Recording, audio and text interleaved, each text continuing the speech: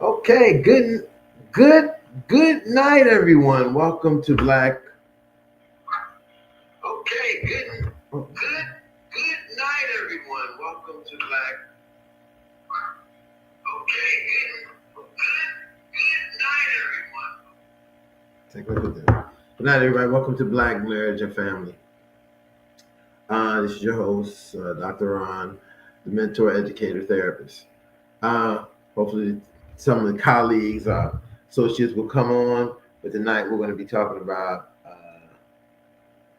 probably something that I seen on a post, and it was almost identical to what I was going to be talking about tonight.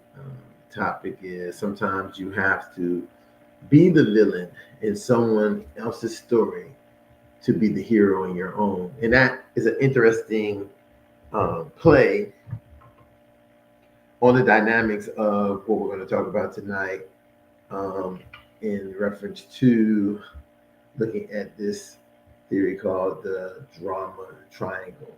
And in that triangle, you have, um, it's this, it's a look of the unhealthy interpersonal dynamics when individuals unconsciously shift in between three roles: victim, um,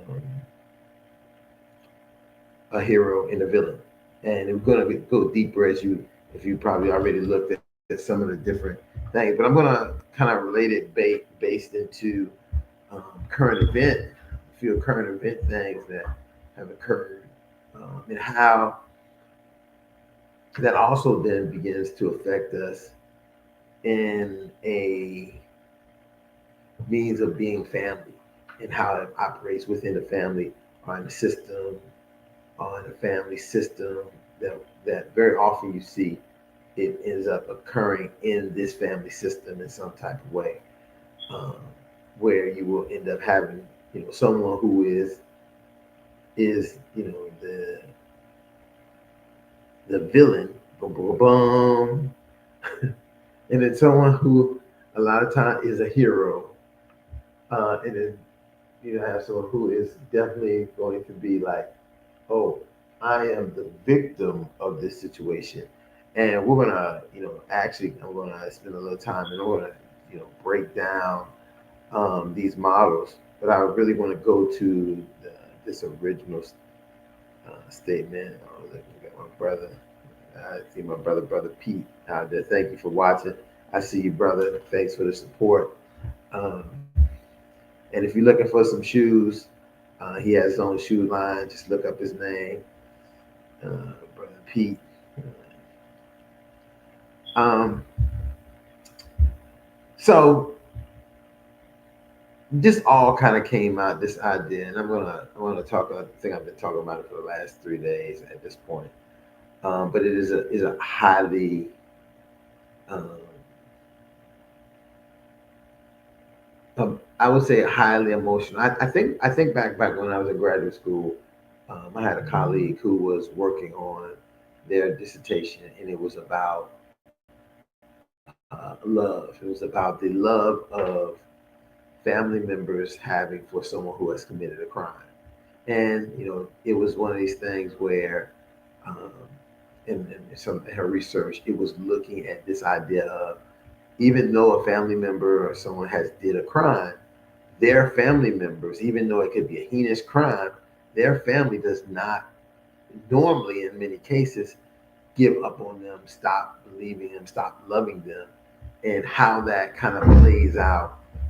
Sometimes when that does happen, like, a person has committed a crime or did something to the past, to the capacity that their own family members' ethics and morals don't allow them to kind of stay in contact or in community with them.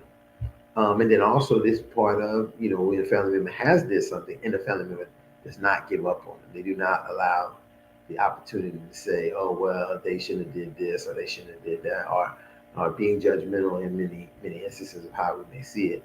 And so when I'm really, looking at that, I've looked at, quite a few incidents that have happened that resulted in deaths, and those deaths. Um, I don't even know if you call it deaths. You know, I don't even. You know what? I don't even know if I can even say deaths. If I can even say that on the that's a strike. So let me just say that there have been a lot of incidents of unrest and a couple incidents we've seen where we have actually observed people go to the upper room from these incidents. And when that has occurred, it has affected families. And I think this is an important factor that when I think about the life of living in the in urban community, as I would say, it's on an urban community. Um, the the rate of people going to the upper room is high, and you can see the effect. And I personally, as a therapist, are work with a number of people that are dealing with that, and it's showing up later on in life because they may have felt like they was over it. It wasn't that traumatic to them. It wasn't something that affected them. It was not hierarchies. It wasn't something that was in many instances something that affected their family or affected them, and now it's showing up because trauma is trauma. You can't really get away from trauma, and you can't really um, cover it. You can fake it, but you can't, because grief and loss is real. We can choose not to display our grief, our loss, but it is there and it will show back up in some of the most profound ways possible. So we have to be very mindful, I think, at times about how you don't use it, how you don't participate in, how you know, and what ends up happening. Also, I'm also going to, I think I'm going to put up here too for people who are interested. If you want to come on and have some conversation about this, definitely if you are in the chat, I'm going to be able to kind of put you in an opportunity to come on. And let me see what let's get a message. Let's see what he's saying here. Um, he's saying, and it comes from poor mental state of mind, what leads to compromising, which leads to doing things that are against our natural state of being. Yeah, and in that, and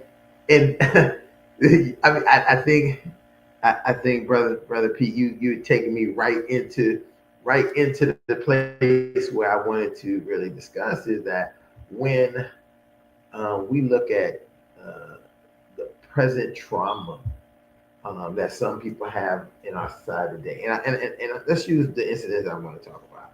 I'm not going to use any names. If you know, you know. If you don't, you don't. An incident of a young 18-year-old man being um, sent to the upper room um, by a police department. Um, his father the next day coming to see the cam, the information that is going to go out, um, to the media, and they're going to show what happened to make, I guess, in many cases, to justify the shooting and make sure it was legitimate. More than likely, during the time that I said last night Color Only, on the Color Only Cafe, again, Wednesday nights, 9 o'clock on the GoPro Radio. You can always come and join us there. And the Color Only Cafe, that um, this is one of the most um, desensitized situations, no non-empathy or even sympathy type of situation in presenting parents or loved ones with how their family member was sent to the upper room. Um, and in the same case, to be able to, as I would like to say, present it in a sense of justification. Like this is the reason why this had to happen, what have you. I think going back to Brother Pete's comment is that I think that any normal human being leaving a situation like that, no one even speaking to them or trying to even comfort, empathize, sympathize, just being, and I know pretty matter of fact that this is what happened, and the person who did it, they're not at fault. They was just doing their job. And, this is what the person did. This, and so they had to respond in this way. Um, Leaving from a situation like that and going out into the world, dealing with all the things you may already be dealing with in the world we live in today. So I think that sometimes we discount that some of us live like we lived 20 years ago, and some of us have seen some very high peaks and some very low valleys within the last 10 to 20 years that changes how we might become by eye, or we might be comfortable, we might be friendly, we might do certain things. And to think that a person could be riding down the street and at that moment, literally dealing with the grief and the loss, and then see an object or a subject or a person or a thing that could accelerate their ability to, uh, as I would say, I don't like to use the word snap, but to be the tipping point. It's one thing to have something to trigger you, but there's another thing for it to be the tipping point for you to move into a place. And I think that I'm not a lawyer or anything like that, but I know that as a therapist, um, as a person who has testified before in court about certain things, especially in reference to um, emotionality, how emotionality could affect the individual in actions that they take. Um, I could definitely see and understand how that could have happened in this situation of the father then, sending somebody else to the upper room who was affiliated with the group who sent his son to the upper room. And the biggest part of this, how it comes back to this triangle that, and again, this triangle that Stephen Capeman developed in the 1960s. Um, you know, really talks about looking at this and how everyone begins to play their role in this incident. There is first the first tragedy that occurred, and we look at it, and within that triangle, there is a tragedy of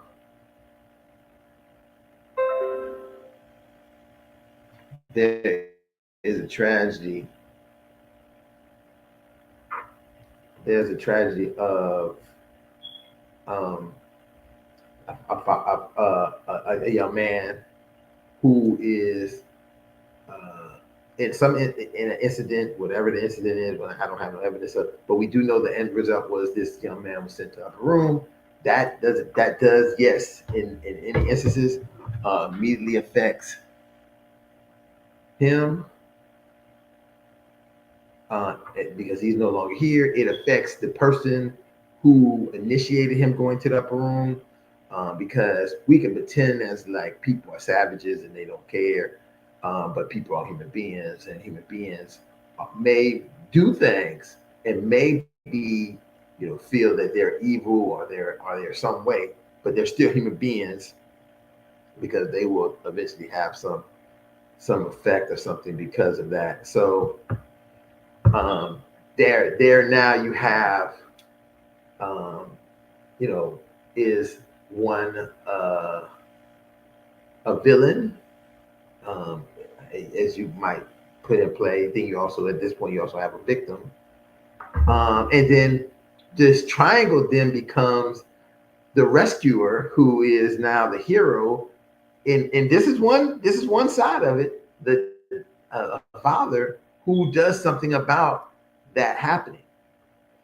Um,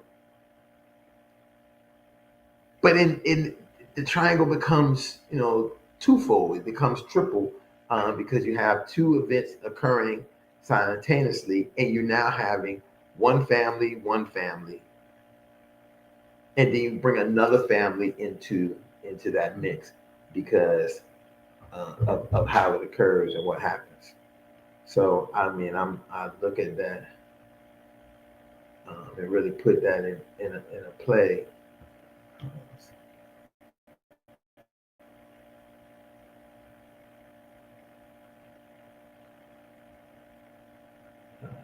Somebody trying to get in, trying to figure.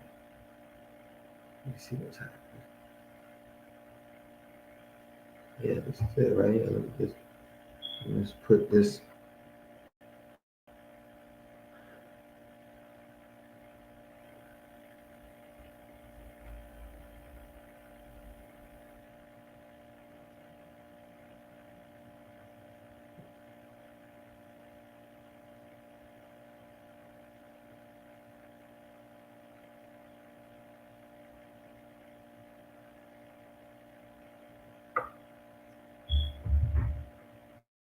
Yeah,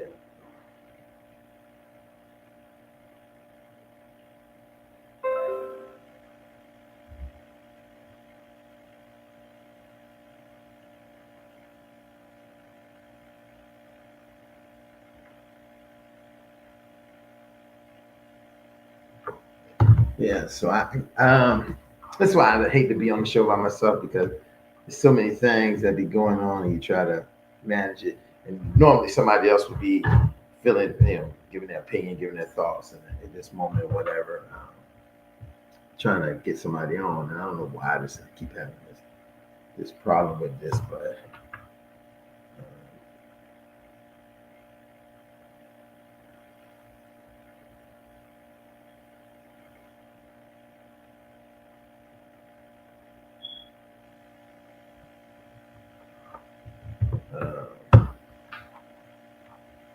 let me see this.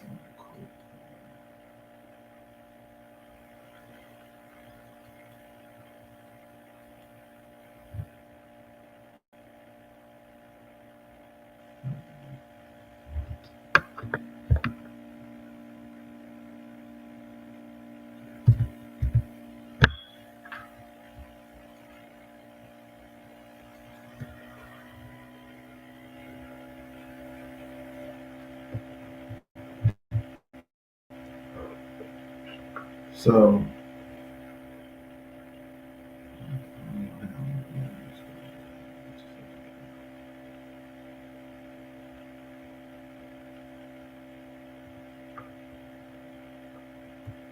one of the so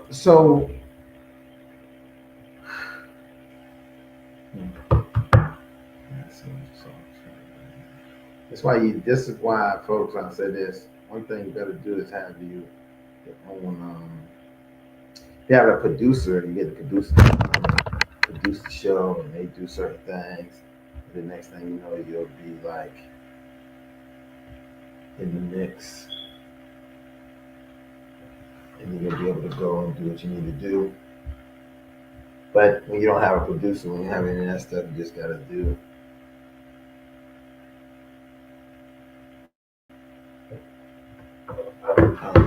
and do what you have to do. You go to these different places. Yeah, but I think. Well, I think that it might be in the wrong back room. I just sent you a. I'll say this. I just sent you a.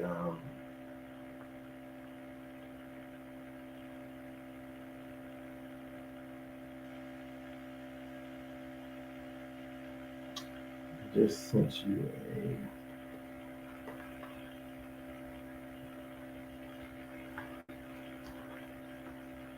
a messenger.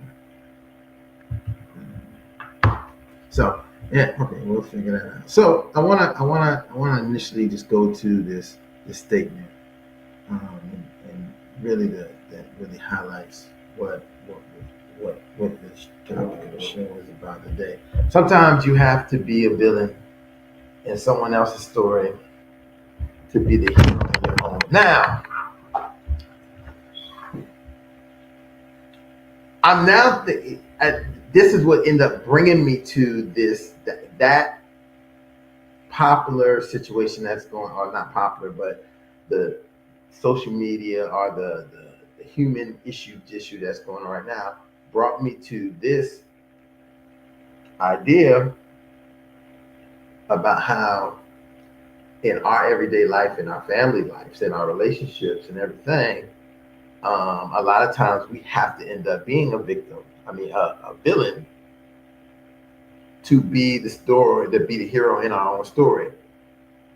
But one of the issues with that becomes is that in a real retrospect, everyone really would prefer to be the the victim, as it would tell us in the drama triangle. Um, let me let me see this. I love that brother Peter's here. He is sharing some stuff, and I definitely want to have this dialogue with him because this is the way it goes. So Pete says.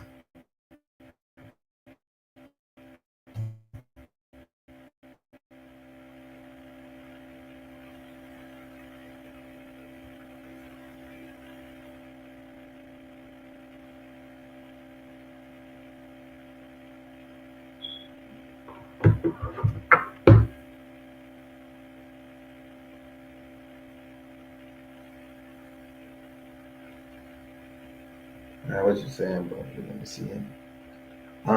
Saying they are pushing for more stable minds when they don't have intellect to deal with conflict.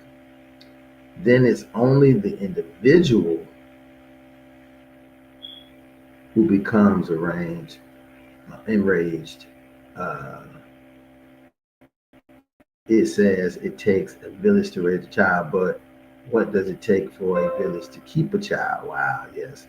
We don't possess the knowledge nor the tools to have these kind of thought processes. We only know chaos. Critical thinking is almost but gone. Um, yeah, I mean, hey, Pete, that my brother, that makes not only does it make sense, but I think when we begin to look at the bigger picture of how things are even done in society, what make it makes it, and as you said that, as you say that, it make it, yes, it makes good sense of what you're saying, and even more better sense. Um,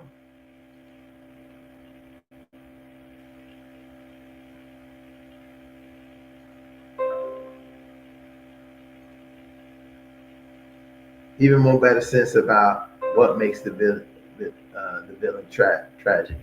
And let's go right into that. As you bring that up, let's go into what makes that and how that operates. Let me pull up this first triangle to give you an example of how this really looks. And we're going to look at quite a few of these. We're going to look at three of them to really evaluate and look at how they process, because I think that is a big part of it overall. Um, so looking at the hero, as we can see, the rescuer, that this person who tries to fix and save the victim, sometimes enabling their dependents. Uh, they may often unsolicited help, make decisions for others, and take on more responsibility than necessary. I want you to just think about, as you listen to this and think about this, where these things go and play into you. I mean, as I listen to it, I listen to some me trying to. I think I got a cape in the background here that I might be wearing sometimes, and that cape is doing what? Actually, sometimes killing me, because I really should be letting the cape go, letting that cape go, and not having to really, be the one to do all that. Then we look at, looking at the villain. This person who criticizes, judges, or dominates others often makes them feel inferior. They may use blame, guilt, or the threat of a controlled situation. And it's great that they put here and show this, that the comment for that, for the comment. And then the last one, and I want to come back to that. And the last one is the villain. And this is the person feeling powerless, helpless, and blaming others for their problems. They may express feelings of being oppressed, criticized, or overwhelmed. Now, looking at this chart, I gave a pretty clear definition of these things, and we look at it, looking at this chart, and it gives us a pretty clear dynamics of who the people are. We have the hero. I know best, and so that hero is the person who, in that case, this person is commanding. As being self-righteous, looking down, and it's funny because here is the idea of looking at the hero to be someone who should be a hero, but in reference of this dynamics that that was established and put together by Krupman. That's not how it operates. And then now you see the villain. Is usually a person that you're wrong.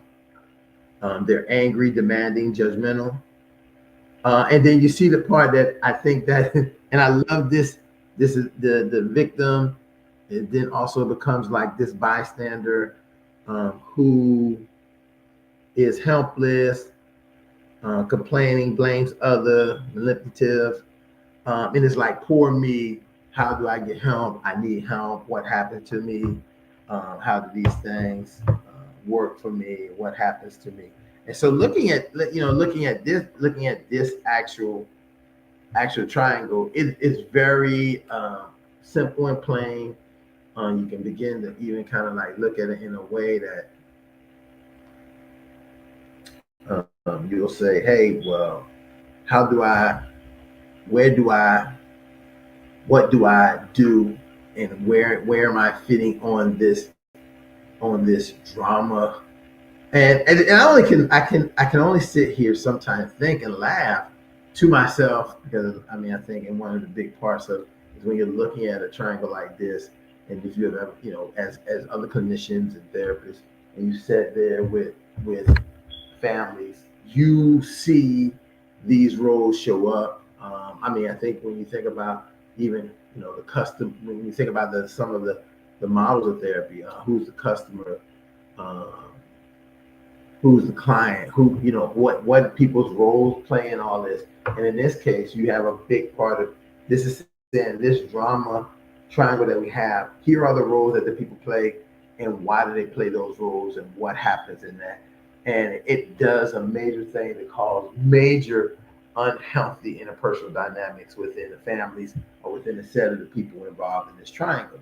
So let's look at saying that, let's look at another triangle that was presented here. Put this one up. So this one is it has a little bit more detail, but it's going and running in the same context. You had the hero, the victim, and the villain. But what you see here, heroes in this context seeks temporary relief, and in that temporary relief,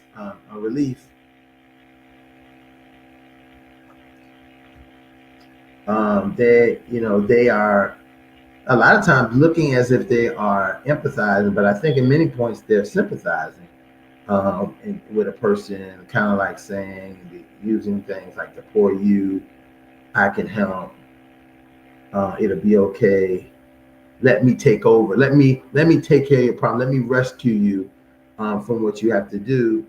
Whereas they are in this triangle, you see they are the right. They are the right. The things they present, how they operate will be the right. And then you look over in the other side of this, and you see the villain. The villain The villain is usually, and this is classic to villains that you would have villains that you would have in movies. This villain who would the villains are never really villains. There are people who say the reason why I'm a villain is because someone else did something, and um, they blame themselves for being weak, or they blame others. So it's statements like it's my fault, you're wrong, who's to blame, they they won't let us. So it's then now we have rallied ourselves to become this villain. And last but not least is being looking at the idea of the victim. Um, and that victim shows this fear. It is the effect of it's at the effect of I don't have enough time. There's nothing I can do. It's too hard. So you start looking at these triangles, and start you when you think about it, you start weighing this into our system of where we live every day and how things operate. And guess what? At any point of this day, in situations, we can be any one of these characters. We can be any one of these um, roles, as well as interchange between the roles depending on the situation. Oh, good night, Thailand. Hey, brother, welcome, welcome, welcome. Uh, Welcome. It's always a pleasure to be here. First of all, let me apologize for being late, man, because I look forward to these sessions. They're like a master class. It's like a little bit of therapy. I get educated. I don't know what people are doing with their lives. I think we need this, and I'm just so grateful that we have people who are knowledgeable, smart, on the platform. The guests that you invite, your colleagues. I just think it's sensational. But yeah, I just want to tell you, it just when you try to do things, everything is like we're trying to work against you. But I nonetheless, I made it, and I think this is a actually fascinating topic because as you know, I'm a filmmaker, and a lot of times we deal with the narratives of villains and heroes, and anybody would tell you any story that's worth its salt. It understands and recognizes that sometimes the oversimplification of heroes and villains can prevent some of that nuanced understanding and kind of make your character kind of flat, in the story because it recognizes that depending on the circumstances, a hero can be a villain, can be a hero. So that's why I'm so glad that you're really breaking it down in this way in a triangle. So kind of, I think people can identify themselves is sometimes because even me, I wear no crown. I always say this, but I like to see myself as a hero. Then when you look at it and you think about it, you're trying to go, well, maybe I'm not maybe the hero in someone. So I just think the subject, even the title of the program that you're presenting today, I think is so fundamentally important. I think in terms of just our overall narrative, because we do have a tendency to either oversimplify or ignore the systemic relationship of causes and effect. mm, well, I want to. Oh man, this guy. Hey, my brother. Hey, let me. Hey, Thailand. I want to. I want to. You see this brother right here that is participating tonight. Mm-hmm. Brother Pete. Does that last name look familiar to you? Yeah, your brother Pete, right? No, no, On our no, show. not that. Bro It's Pete. funny you say not. You know what? It's funny you say that, but no, that's not that Pete. But somebody else who's a Pete that would be known worldwide. I used to work with this brother, and I'm yeah taking the liberty to talk about this, and I hope this is okay, brother Pete. You can always just um, cut me off and say no, but it doesn't matter. This brother used to be working in the fatherhood back when I was at Fort Lauderdale, and he came and he worked in the program. And I used to say, man, you got a very interesting last name because one of my favorite sports figures had this name because he was a trailblazer in a sport that most people wouldn't, if you asked them anything about, they wouldn't know. And as a child, and then, again, I was a kid, and I was looking up to this brother Rodney Peete, who was a golfer. And and as I was saying this to him, he said, "Yeah, that's my dad." And Oh, that wow. instills into me this part of how small we don't realize the world is. That and that happened many times. That a role model of mine growing up as a child, I would spend so much time with his son later on. I didn't meet him in that way. I met his son in a whole nother way, and it's just those kind of phenomenal kind of experiences that we have in life, man. And I just want to, I just want to send a shout to his father, ancestor, and one of my own personal um, heroes from my childhood who showed me that we can do things better than the other people. That's right. They might try to put us down, and because some people think the first. I that's what I'm sorry. I don't know why I say Rodney Pete, Calvin Pete, Rodney Pete on my mind, Calvin Pete, that uh, that see, I'd be looking at stuff and get off track. Uh, that we can't do their sport, but we can do every sport. And he showed us, and most people might think the first real black, uh, known golfer is Tiger. They say Tiger Woods, but really it was Calvin Pete. That in my generation, I can't speak about any other. My generation, that was the black golfer that we looked up to. Right. If you knew about, you was like, go push, push, and that's the one couple times I ever watched golf. He was competing. That's just a part I just want to say, and he's here sharing a lot of stuff, so I definitely want to shout this brother out and share with him as much as possible. So guys, let me get back to the show. I'm sorry. Let me get back to reading it. I can barely. Tyler, can you see this writing here? Yes. Yeah, I think I'm blind, my brother. Yeah, I can see that. You're talking about the diagram here, the villain hero, the fear. No, the what he well, wrote. Ernest Pete said. Yeah, it says it shows us in a lot of sci-fi movies, you have men and women who have next to nothing, but they live accordingly when tragedy hits at the hands of a villain. That villain may have gone through the same tragedy and becomes weak and vulnerable, and thus they move with an alpha type male energy. Who's the strongest? Who's the wickedest? All villains were once the same people who they attack, abuse, overrun, etc. I think about Adolf Hitler. I think about a lot of people.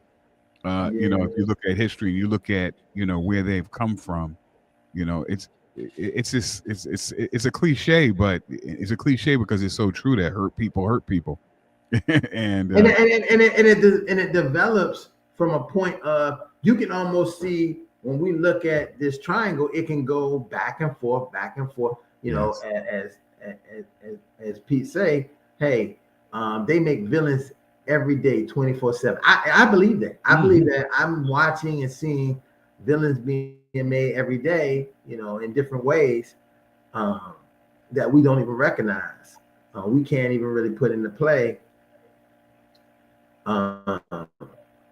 That's why I like a lot of films, Ron and Enos. I like films that show not just the complexity of the individual, right? Like the individual, but I love films that talk about the circumstances that actually make and develop as part of the character in a movie or a film or a play or a story or narrative, the social conditions that produce some of the behavior that we see and we identify as, villainous or, heroes. That's why I think movies with anti-heroes are huge, especially with people who like speculative fiction and people who like sci-fi, people who like Marvel. I mean, one of the biggest is come to mind is, the Punisher, the Hulk, right? Like he's smashing things. We look at it like, oh, he's smashing, but for the good guys. But no, you mean to tell me no good person is hurting that debris? But it's the way we articulate and we tell stories that I think make me feel, or I think people who are intelligent feel like they are paid attention to, that we understand and recognize that sometimes, when we look at men and women in marriage and relationships, since this is the focus, sometimes what's absent from that is the condition. Sometimes what's absent from that is, the economics, right? Because that's what they say, people break up a lot, but somebody don't understand that if there's a dominant society that controls the resources and all that, they can then put the pressure that can then produce some of the discord or harmony where we now say this person's a villain, or you said you love me unconditionally and now you're the villain in my life. I just want to like bring that down to like marriage and relationships. But I like when people bring in the elephant in the room or the invisible man or the things that we're not supposed to really say and talk about. Well, look.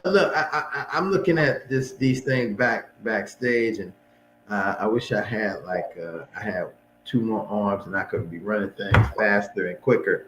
But Enos said something that No, I got you. I see his comment. You want me to read it real quick? Yeah, because I'm about to choke up a little bit if I read it. Am I saying it? Enos, right? Am I saying it? Because I don't want to. Yeah. You're saying it. I think you're saying it right. Enos, please. Okay, Enos. All right. It says, and he wrote. I like what he wrote here. He says, I miss working with you, bro.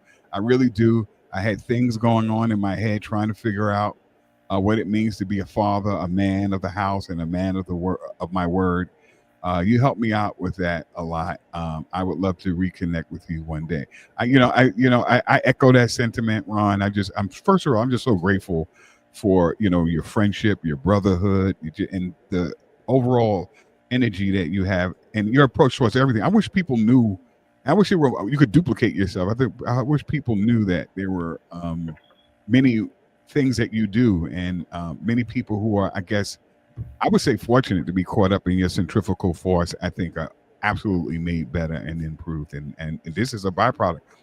You're doing this this form that I think is so necessary, particularly now in this unique time in history. This is an unprecedented time in history, and it seems like we should have a lot of this going on. But I mean, it seems like you're the only one kind of like in this space that offers. Well, I'm the only one in this space because I'm probably a Black nationalist, and I didn't go into this space to sit in a room with a couch because I seen it on TV, and to drink coffee and tell people that everything will be okay, because a lot of it's not going to be okay, because it's way more affecting us than just the problems most people come and bring to therapy. It is the overall being for me, and I advocate this every time I speak to any client I'm talking to, that it before you even come in the room with your problem, what's affecting you in life is being in this country. Right. That's right. So just being whoever and what you are in this country. And let me say this. I'm gonna say something that's gonna maybe blow your mind a little bit. Maybe blow your mind a little bit. It don't matter who you are. Right. Black, white, Asian, Latino, whatever one of those, being in this country. Mm-hmm. When you go into a therapeutic room, you're dealing with not whatever issue you're bringing, not issue in your system. You're also dealing with that social construction that comes from being in America, incorporating into the ideas of America, capitalism, moving away from who your core values are and who your own ethnicity is, and who you should be, moving to be more like somebody else who don't even know who they are. Right. I like that you said that, because a lot of people think that. Well, let me contextualize what I'm going to say so that people can better understand. I'm 1000% pro-Black and toes down, but my pro-Blackness, like Ron and his experience, it doesn't negate the fact that you can't see other people's humanity. And a lot of times people associate. It's sort of like Ron is able, and like I am able, to move into different spaces in certain rooms where we have to, deal with other communities that's not Black or whatever. But we're able to, because of our unique situation and circumstances, to have that nuanced connection to Black people and our Blackness, but then still have that education and that knowledge and that base and that humanity and that quality of care. I don't care. That's something you can't learn, right? And that quality of care, because of our condition, that makes us able to have that dynamic that other groups just cannot have. For example, if you were white, right? Let's say, and you were trying to address the black community. It was impossible. There's so many things you can't really identify with, right? But however, people try to say, well, then that means you can't go on. No, that's not true because of the way our unique history and the way we've been treated, and the way that the fact that we're speaking English and other things, so we can go into we've learned that. We've learned how to serve this country. Right. So there is no place. Then when people say we don't want you in a place, we don't want y'all in a place, it doesn't matter because you already had us to serve the place. The reason the place exists is because of us. Right. And that is some of the issue that we have when you see people come into the room, because you have been given the idea that you must take care of this world, this country that you're in, even though the country does not take care of you. That's right. That's right. See, that's the kind of clarity you get on this show.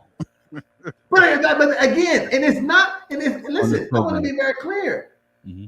I would challenge anybody who would want to come and debate me about, what I'm saying, as if like what I'm saying is to hurt, or everything I'm saying in empathy to myself and to you as another human being, because truth is truth. Right. Transparency that I listen. I'm so transparent. I believe that it hurts me sometimes. No, I don't think. I know it hurts me. It hurts me horribly. I even work on trying to omit things so it doesn't at some point. But again, when you're in this profession and in this field, you can't afford to lie to people. You can't afford to buttercup them. You can't afford to play a hero, right? You can't afford to play a hero when you're working in this and dealing with people's lives, because all you're doing is dooming them to a life fulfillment of victim mentality. Yes. And believing that someone owes them something, or everything that's done to them is none of their own doing, when that is baloney. Everything that happens to you is a part of your own doing. It's not, listen, it is a part of our own doing, because guess what? If you don't want it to happen, you move away. And guess what? If you get killed for moving away, you still solved your issue. I'm just being real with this. Those sisters that I think about, and those brothers and sisters who was in the bondage time and said, before I continue to live like this, I would take myself and my children out of this universe and put them in the spiritual world. They wasn't losers. They did what they believed was in their mind and their conscience that was the best for them, for how they could live. And that is being transparent with yourself. Some people can go to the other side and put on the shiny, put on the mask and do this and do that and maneuver through. And guess what? Some people can. And that's just how this world operates. Yeah. So, let me get to the last. Let me get to the last. Oh, no, it's a good stuff. And Ernest, if you want to come on here, just send me a note and I'll send you up here, bro. Send you the pass to come on, because you're writing a lot and I don't want your fingers to fall off. So I wanted to show this last diagram, and it's the same. It's the same thing, same diagram where you see the roles play and what happens.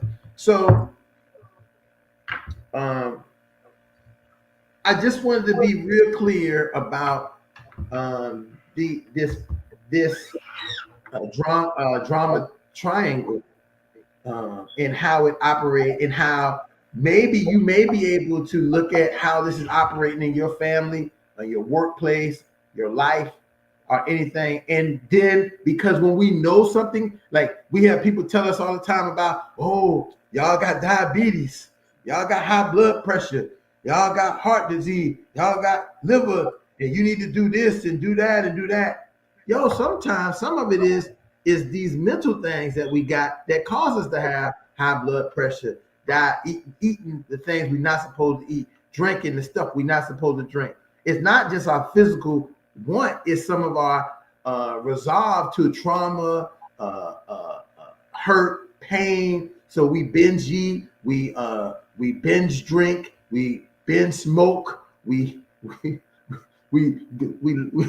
some people, in the 1980s to beam up the Scotty.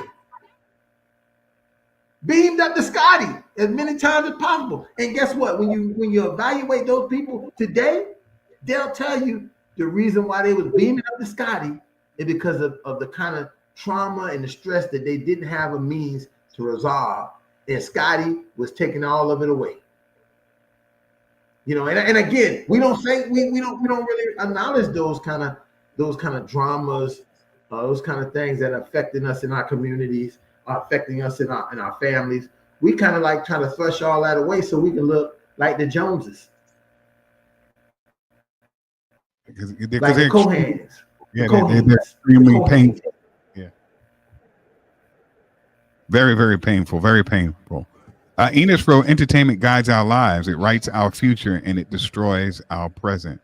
I like that because listen. I want to hear what you think about that. I know that's one of your powerful belief systems. So I want to hear that right now. Well, I don't know. I think it falls in the realm of belief is one of those things that's it is really a fact that media is a soft weapon. It's propaganda. 99.9% of the things that you are watching is propaganda. It's in a colorful way, putting thoughts and ideas and values in a form of art, but the art is second. It's about what is produced in the big screen in 4K and IMAX or whatever, to make sure that you go into a darkened room where you suspend all of your reality and you identify with a variety of different characters as you watch it, and that goes deep into your subconscious mind. So I think Malcolm X said it too. I mean, propaganda and the media can make a villain a hero, and because that's what we're talking about, villains and hero. It can make the hero the villain. So entertainment definitely guides and writes our future, and also can, in fact, destroy our future. I would even go further and say any possibility of a future, because now they're now coming for our imaginations. Well, look at this. Look at this, Tyler. I think that we sometimes, we see how nice it is to talk about the villain and the hero. Yes. But when you really weigh, and we can go comic based, we can basically go anywhere, right? We can go comic book, we can go Greek tragedy, we can go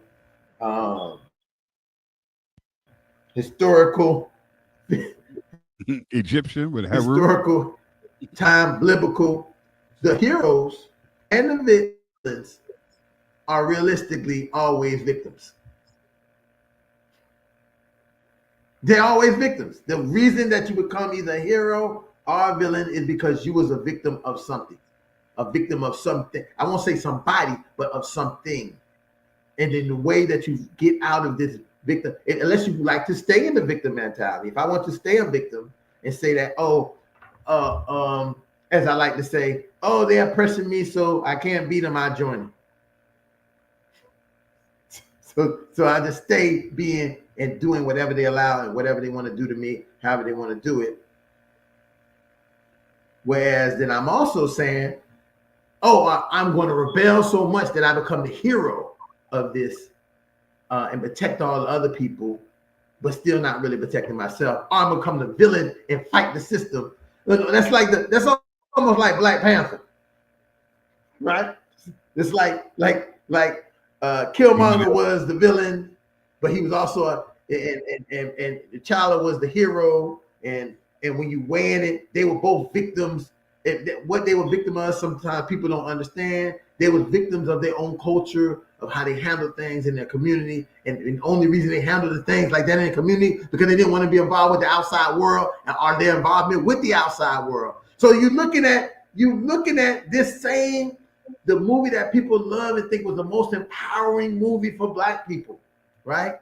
Was still centered in supremacy and fear for Black people to not live free. They had a whole technology world that could solve all the world problems, They could destroy any country, but they were still scared to go outside their borders. Come on, brother. Who wrote that? Who writing that? You listen. Who writing that? If they was Irish, if there was any other nationality, they would have took. Listen, you ready? The movie. We're talking movie now. We're talking how they make these movies. Right. Next Black Panther, the Latino destroyed everything. Over what? Over what? He destroyed everything over what? It didn't matter. He took charge and took care of business. He didn't care who he was killing, what he was doing, any of that. And I think that these are the small micro things that we don't see when we're looking at the macro.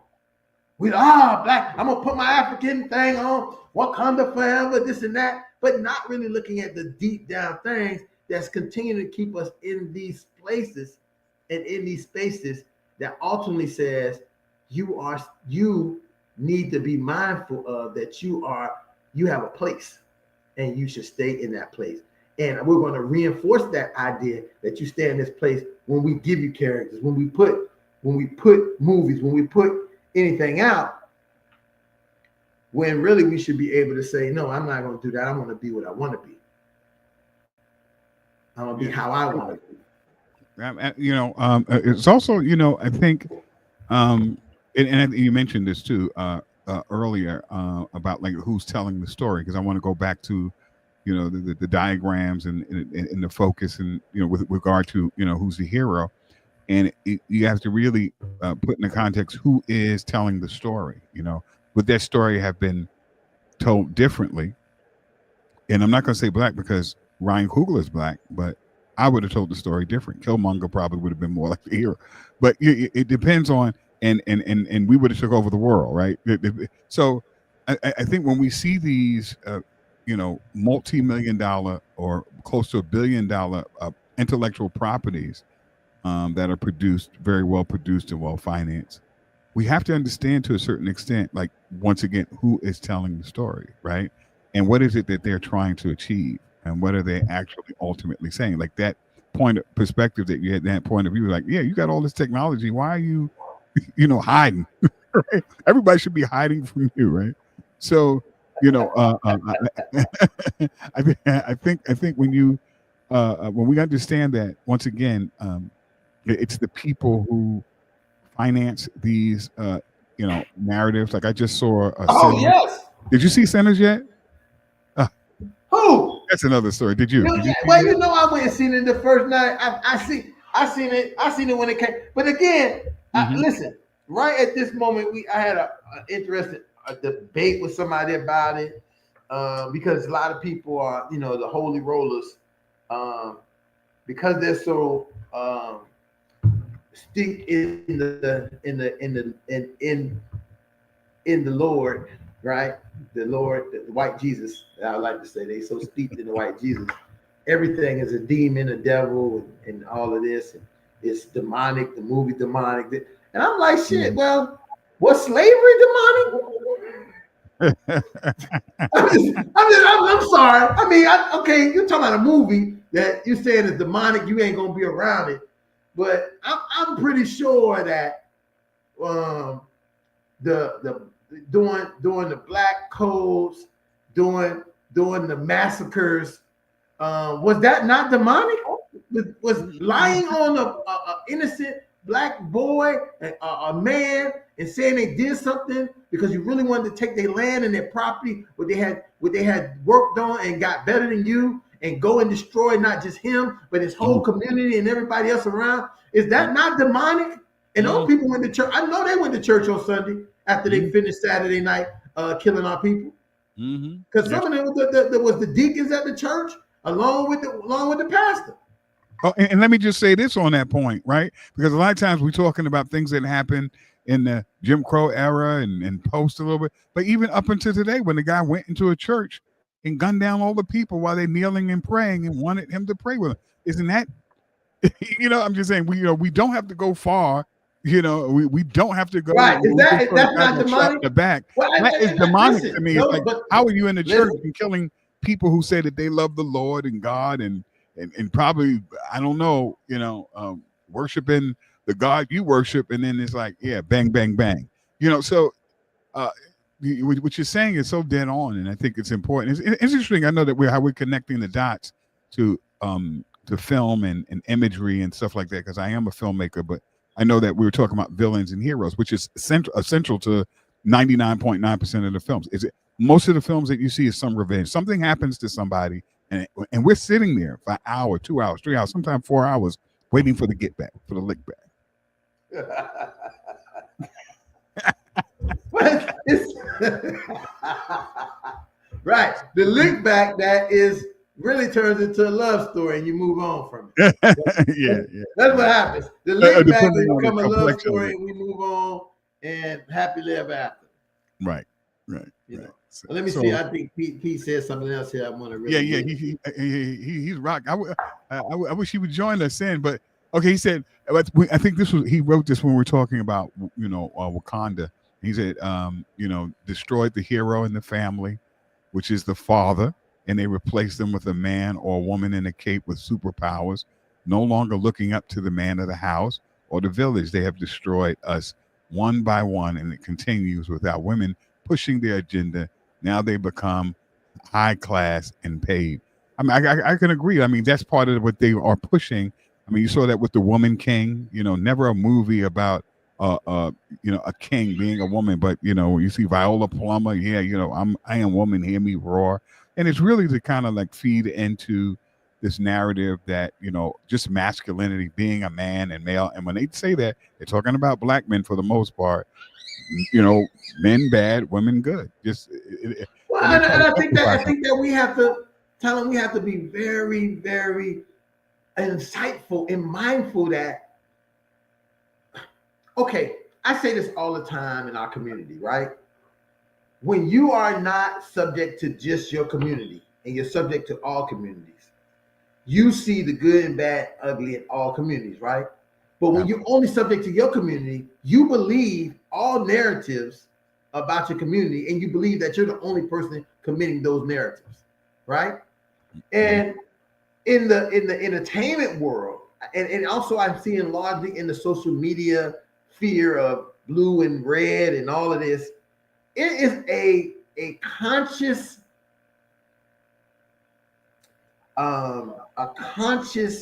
attack on the black family.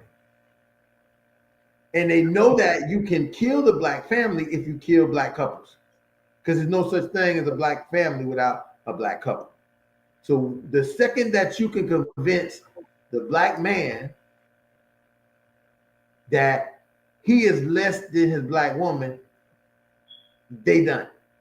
So you convince the black woman that she don't need a black man, she can do it herself, they're done. Every time that you see this individualization of black men and women separate from each other, it is destroying not only the black couple, the black family, the black community. And we seem not to even care because we want to floss. We want to boss. Right. I can be by myself. I've heard this 1,000 times. I don't need no man. I don't need no woman. I got a $6 million house. I ride in all the 2 cars. I got my business. I got my degrees. I got my this, that, and the other. And I don't need nobody because I did that all myself. And they're not even phantoming that the people who are pushing this narrative on you go home to their husbands and to their wives every night. And Absolutely. They work together in unison. When you come to try to do something, they're working together in unison. Yeah, absolutely. And on that point, I think what is also lost that I think don't get talked about enough is the profound, I would say, potential. Okay, because a lot of times we look at these things in terms of context of men and women, because we're a man and we're a woman. But what we don't see is that when we come together, we produce a child. that we produce our future, and our children is the future.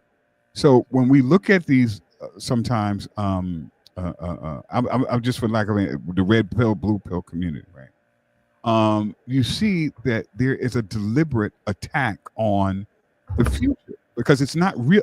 Although you have men who are struggling, because I really believe a lot of men who are protesting, they really struggle to love a black woman. I think a black women are struggling to find a black man. I don't think people who are really angry, they don't care one way or the other. But it's a struggle, and it's because there's a lack of truth and honesty in what is presented.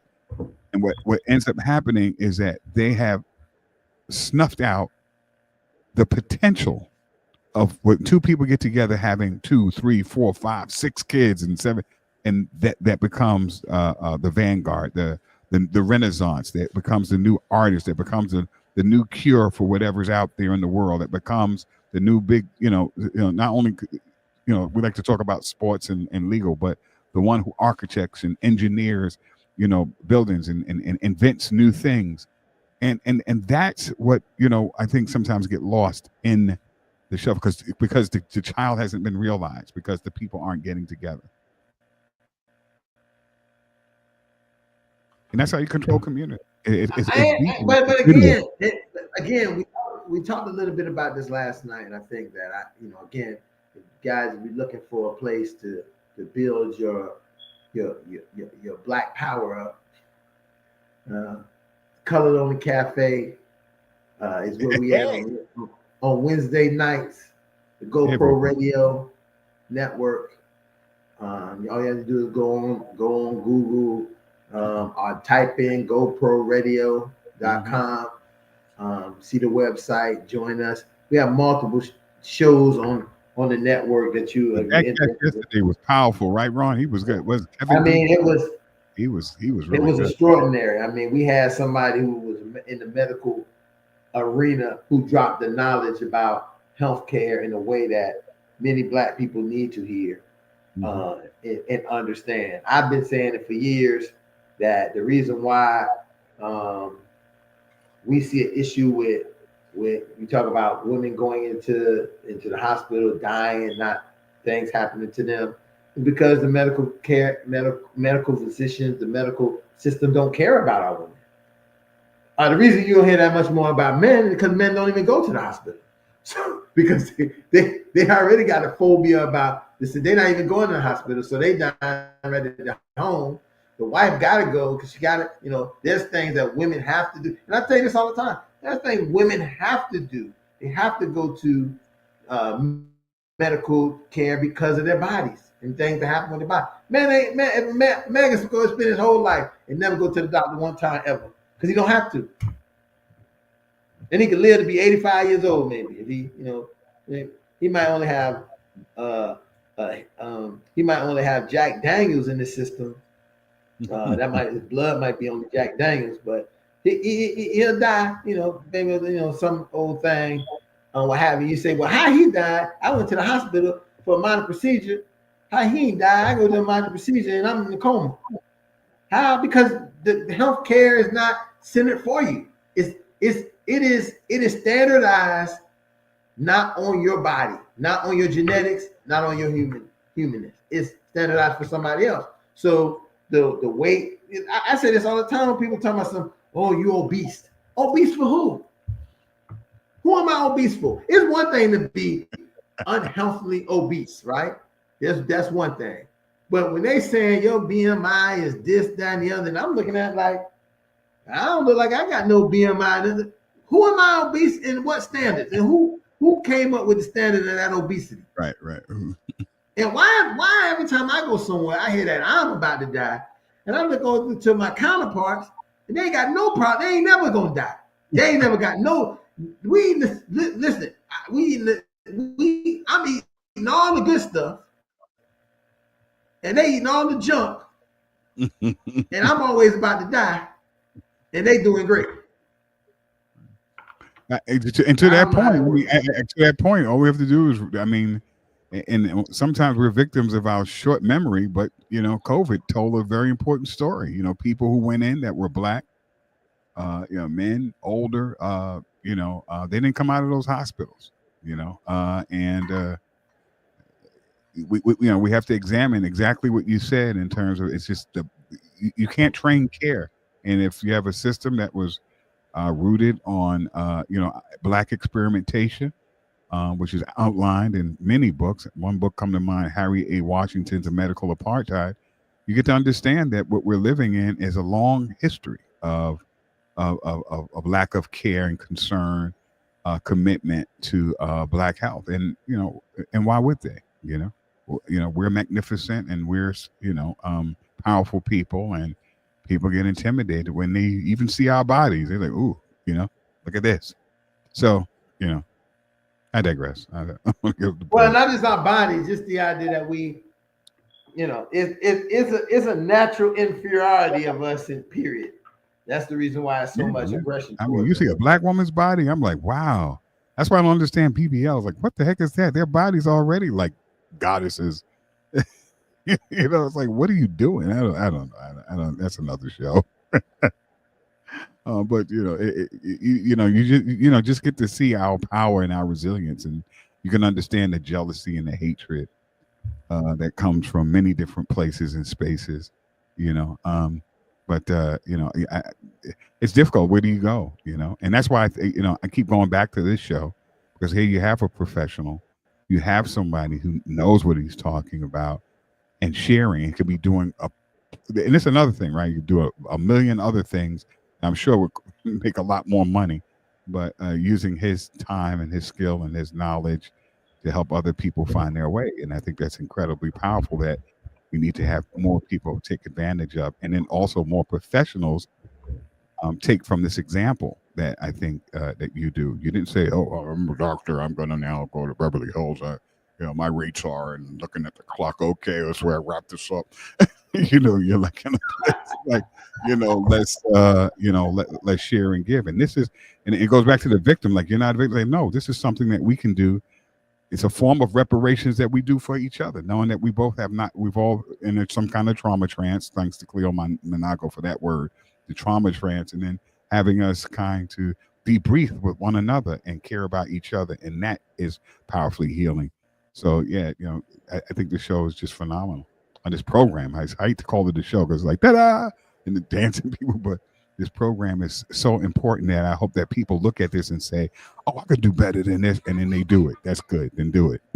Absolutely. Listen, that's what I pray of. I'm not trying to be the best of any of this, because I'm the best of what I already do. This is the residuals. This is the residuals of what I already do. Is the idea that I have these skills as a mentor, as an educator, and a therapist, and I do them in my everyday life at 100 to what I can. And what I think about is, it's so much that I collect and take in and get from all these different areas. I can't keep it all to myself. And if you keep it all to yourself, what for? It doesn't benefit anybody. I would hope that, somebody would say, "Hey, listen, I had to say this a couple weeks ago. I don't know when a guy texted me and had said to me, a young guy that I knew from when I was in graduate school, he was an undergrad, that he said, I have, staked my style after you. And I thought to myself, damn, that's good, because I consider my style giving for our people, this and that. Because if you're doing that, that means that clone thing you're talking about, they don't have to be a clone of me. It's just that they are doing, like the ancient Asian religions that was established. Because that's how the teachings of those Buddhism and Taoism and all that stuff got continued, because the person who presented them, people took it and kept going with it. And this is not nothing I'm presenting is listen, if it's bad, You be ethic and take my bad out and put your good in. That's what I say. Yeah, I I'm mean, not telling you. it's a handful of people who are in this kind of space and doing this critical work, because I think the criticalness of it of the work is because it's your thinking, right? It shapes the way you move. It shapes the way that you act. And people who kind of studied this, like you and Fawn and Frenchie and a handful of other folks who come together, offer, like I said, this unique, because of who they are and their circumstances, unique, not only perspective, but that you can consider a service to the community, to be a healer. Because I think once you heal our minds, everything else is going to be fine. That's the key. To me, it is the what I call the front line, right? As you think, as you are. So if we had more people, like I said, doing the work like you're doing, and then in this space and saying, hey, I'm going to share, maybe you should think about this way, or this is the information that you have. It just provides, I think, just so much of what has been denied us for hundreds and hundreds of years, to be debriefed from our condition. It's like, as soon as you're born, boom, you popped out and you got to do all these things. I got to be better than, you got to be 3 times better than them. Like, wait, why? There's a thing called racism. You don't know about that. You're a black man. So all these different all this information that's coming to you, and then not having, people to say, well, this is a different perspective. Think of it this way. Think of it that way. This has happened, and it can identify with it. I think it's profoundly powerful, and could be the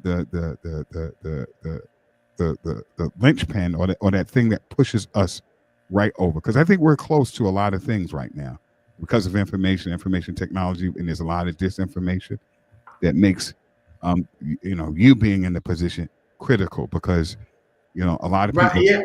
think Yes. that they're therapists because they heard some words, and because they saw a show on the internet, and that sound good, and it sounds like a sticker. Kind of like you're hitting it right. Listen, I think this goes right, and it comes right back to our point of these roles people play in our society.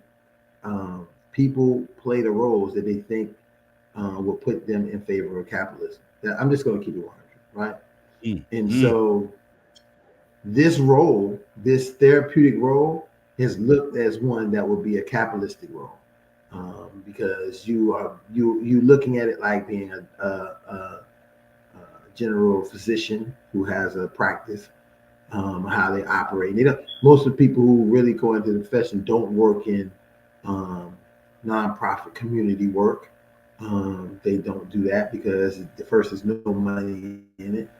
You have to go to people's houses and maybe get roaches infested in your stuff, or get bed bugs, and deal with dangerous people who will have mental issues, or families who don't want you to come.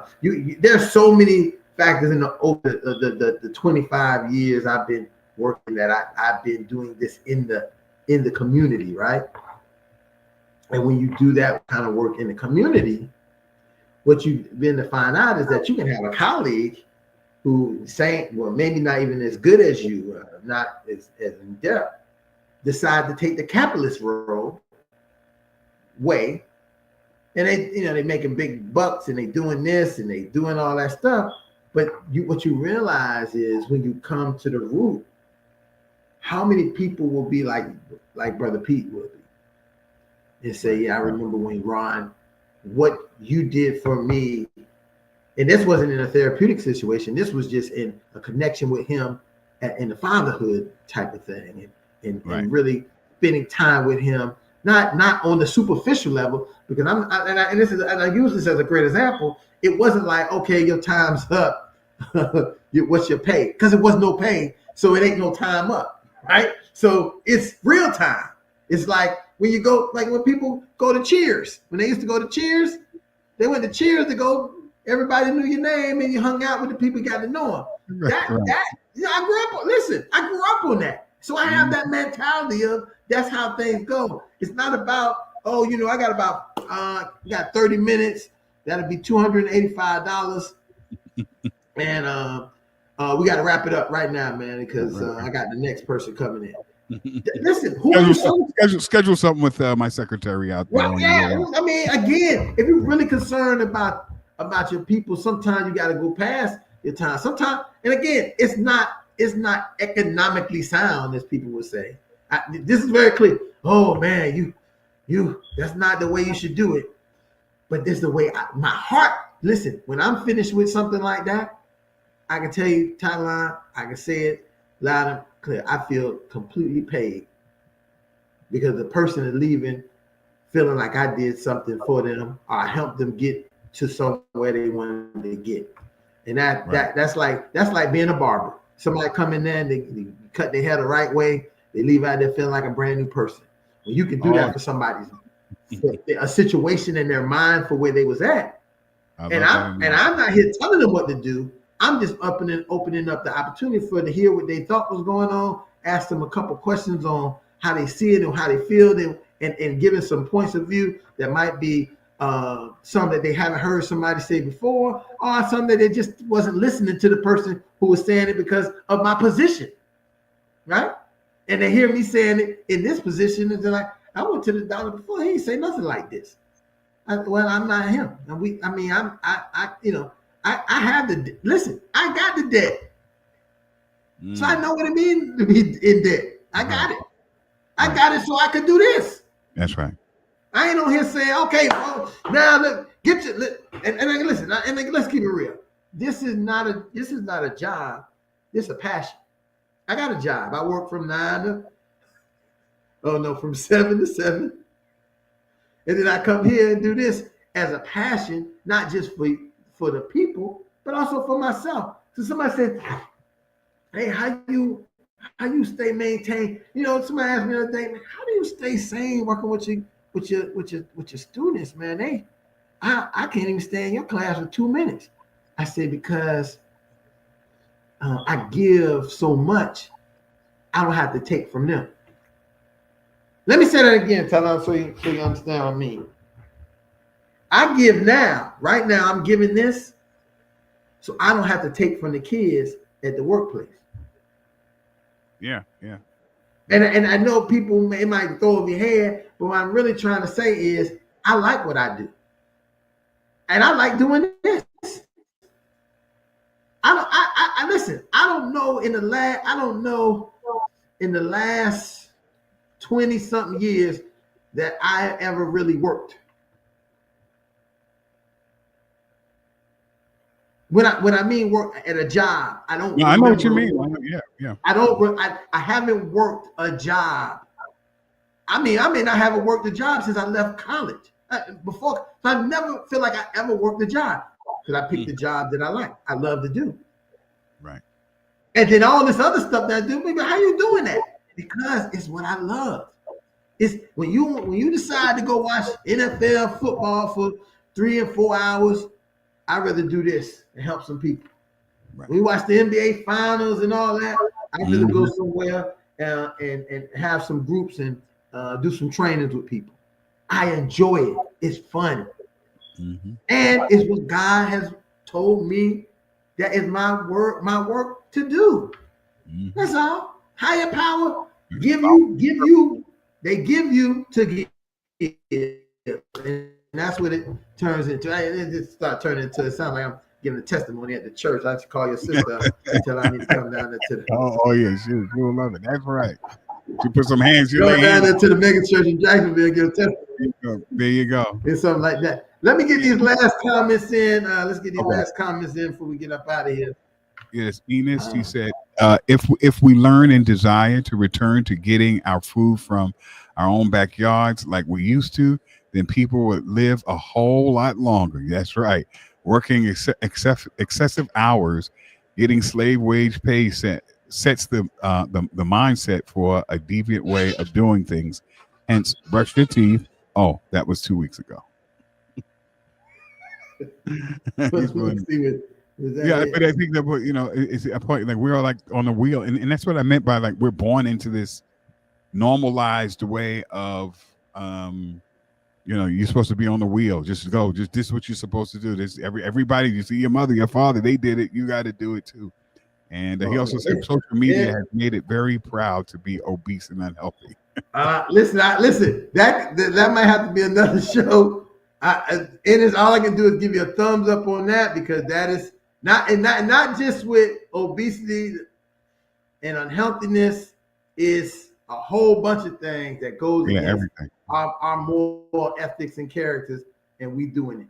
Let's see what else you got. Yes, you are my brother. Yes, you are my brother too. Let me see what else here. Look like facts. No doo-doo at the end though. Facts. And last statement he made was, "We are builders too, brothers. We can create our own world. Trust what I tell you." Yeah. Hey, that means we need to listen. That definitely. I'm gonna send you over, Enos.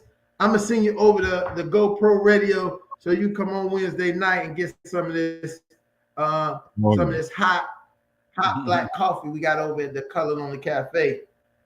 I think you need to get on there and get some of this black coffee. Mm-hmm. So, and maybe I hope you still got your shoes. I hope you got them. I still would like to buy a pair of shoes, but you got to get that size 15 wide for me, because that's the size I wear, 15 wide. You ain't got I'd maybe take a 14 wide, 15 regular. So definitely I'll say that. And so throw that back out at you if you're still out there listening. Anyway, listen, we've had it starts off slow every time, right? It starts off slow, but once the people come, if I know it don't matter. Thailand come, fine, come, whoever come, we about to be like, I'm not the greatest solo man, but I'm a hell of a partner. I might never win the world heavyweight championship, but I win all tag team champion, intercontinental tag team champions, two coast tag team. I win all them every time, all day. Don't worry.